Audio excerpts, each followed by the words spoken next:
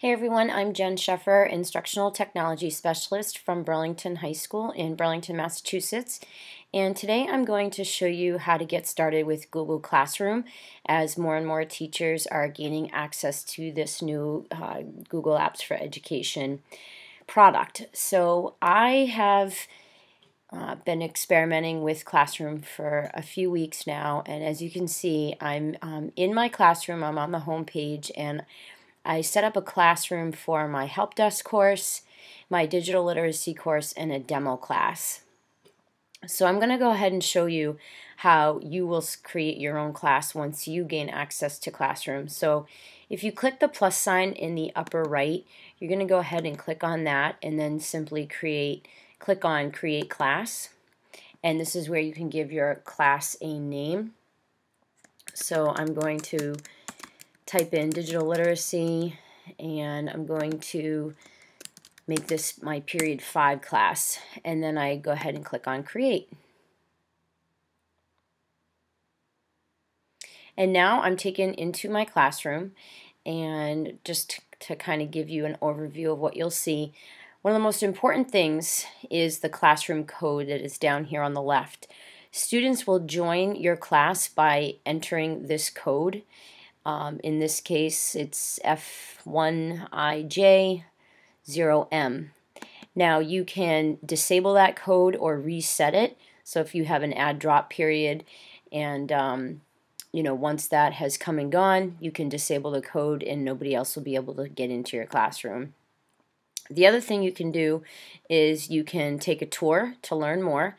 That's typical of Google. They'll let you do that.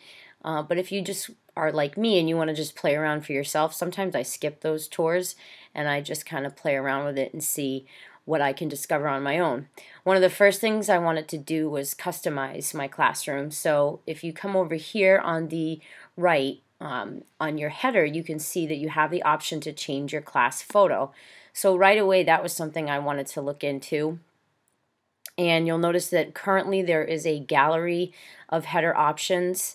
I do hope that Google will allow us as teachers to customize our header, because we all tend to like to do that. But for now, since this is a course about the internet, this one caught my eye. It looked like a web, so I picked that course image. So there it is. Right now, the stream, you can see I have two options. I can share an announcement with my class, or I can add an assignment. So I'll go ahead and put in an announcement. So I can say, welcome back. I hope you all had a great summer. And then I can post that. If I wanted to add a file to attach to that announcement, I could do that. I could also attach something from Drive, an item from my Google Drive. I could put in a YouTube video. Maybe I create a welcome video and I can add that as well. Or I could attach a link. But just to keep things light for first day back to school and introducing Classroom to my students, I might just go ahead and hit post and just say, welcome back. I hope you all had a great summer. Now if I decided, no, I don't want to do that, I can delete the message or I could edit the message. So say I wanted to, please take a moment to introduce yourself. I could add that and then I could hit save. Now this course is all about digital citizenship, so getting my students used to having a professional online discussion and conducting themselves appropriately is something that I'm really excited about, because Classroom will give them the chance to do that.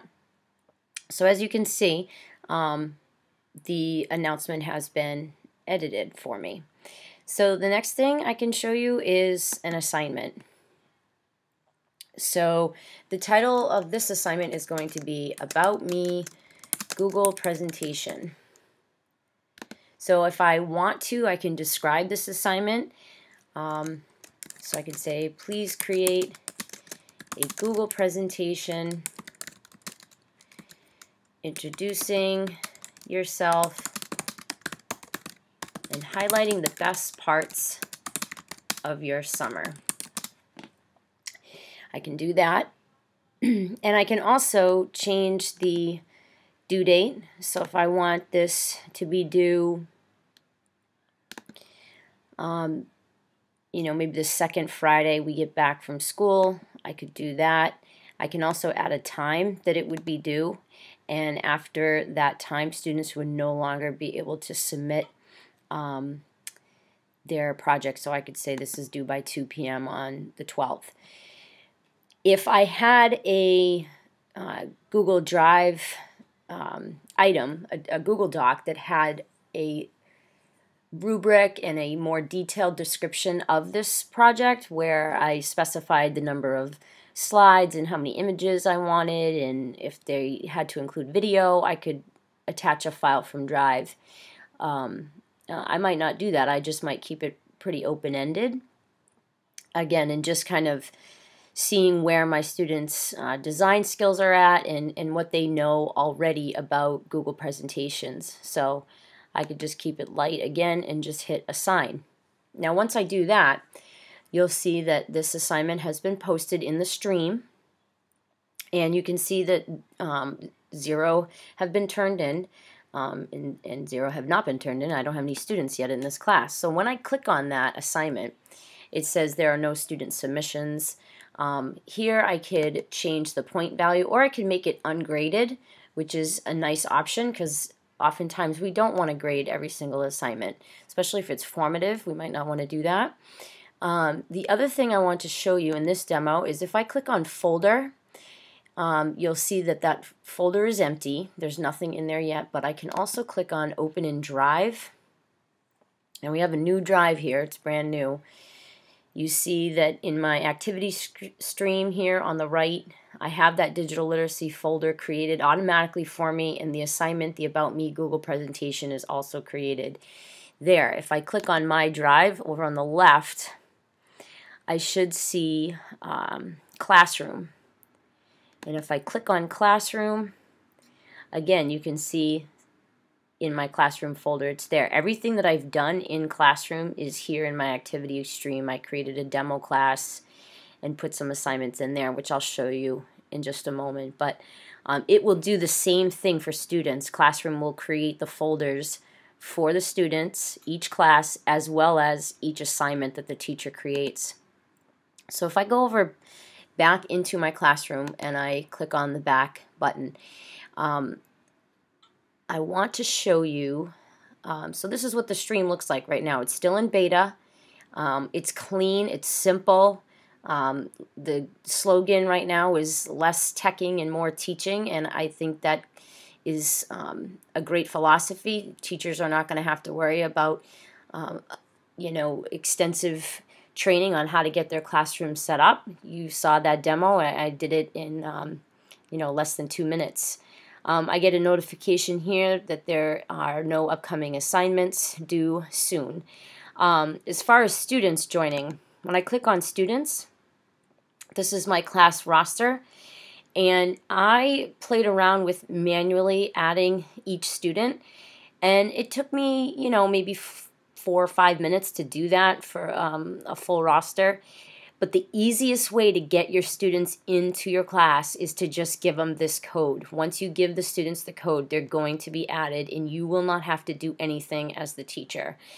It's really quick and easy, and that's what I love about Classroom. I can't wait to use it. If I go over into the upper left, I click on my Classroom menu. Here's where you can see a few of the classes that I've created that actually have a little bit of activity in them. So I'm going to click on my demo class. I did this at our Ed Camp last week, and I titled it Demo Class Summer PD. There's a few assignments here. We tested it out with MoveNote. I made a real quick MoveNote, and then I added it into as an assignment, and it did work. That was something I was curious about. I'm really curious to see if other products are going to integrate seamlessly with Drive, and so far so good. So as you can see here, I do have some students in this demo class. several colleagues from the Burlington district, a few outside of, they're actually all in the Burlington district. They had to be a part of our domain to get into the class, but you can see it's very easy to read, gives me the student's status and what their grade is for this assignment. Once I do have grades in there, you can download a CSV file of the grades. It does not integrate right now with an SIS grading system, but maybe down the road that'll work. I'm not sure.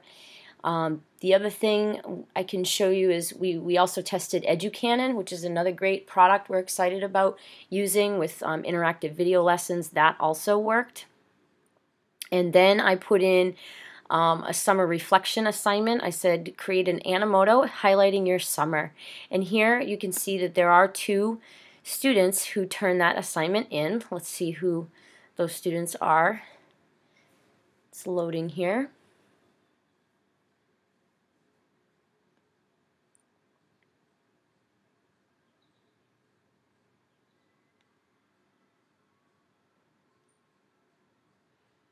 Oh, and there they are. Okay.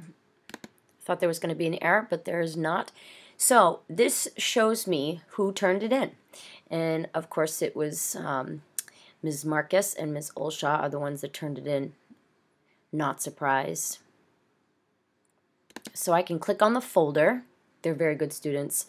I click on the folder and there are the assignments created by my students.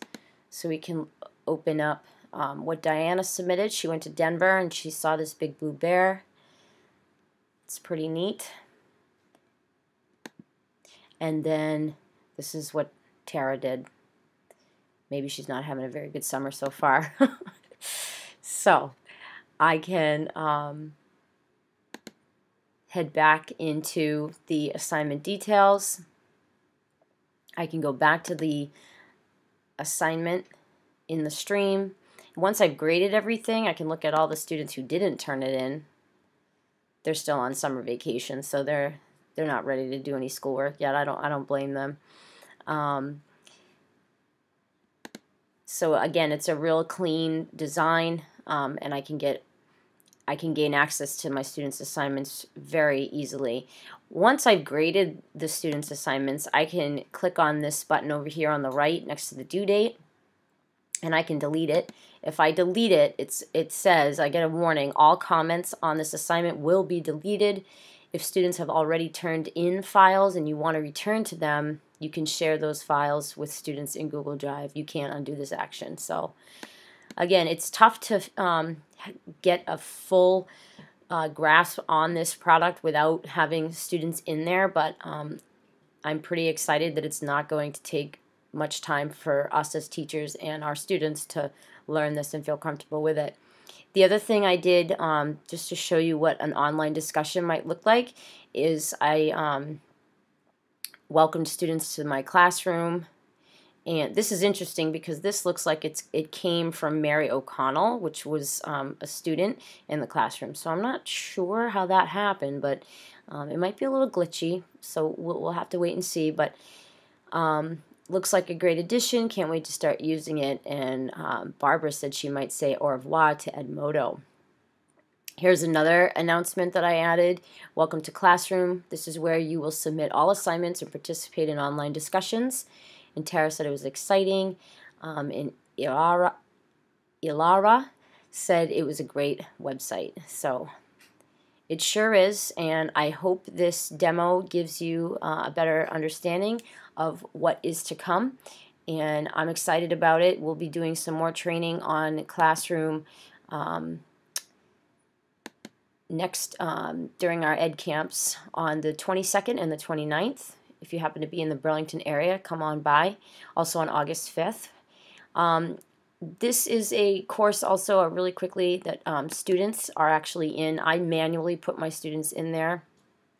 And I actually probably can't show you these because they're part of our domain and I don't want to reveal their identity, but I'll just quickly go down. You can see that there are no pictures yet. I do know that students will be able to upload their own pictures for their profiles. So again, I think that's a great lesson in digital citizenship. Students will, I will instruct them to pick a picture that is appropriate and demonstrates their responsible digital citizenship. So that's it. I hope to see you in Burlington throughout the summer. If not, I'll see you in the fall or online. I'm at JL Sheffer on Twitter, and I'm also the GEG leader for Massachusetts. Hope this was helpful, and thanks so much for watching.